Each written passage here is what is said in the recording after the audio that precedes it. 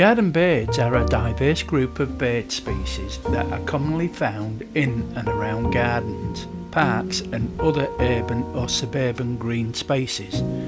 These birds can bring joy and a sense of nature to your backyard, and many people enjoy watching and attracting them.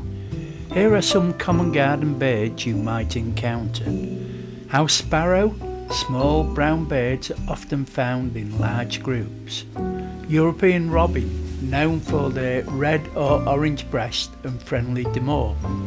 Blue tits, colourful with a blue and yellow plumage and often seen on feeders.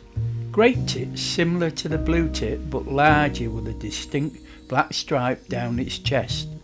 Blackbirds, males are black and females are brown. Chaffinch, colourful with a striking blue crown on the male. Goldfinch, easily recognisable with bright yellow and black wings. Greenfinches, greenish yellow with a distinctive green rump. These are some of the ones that I filmed in my back garden.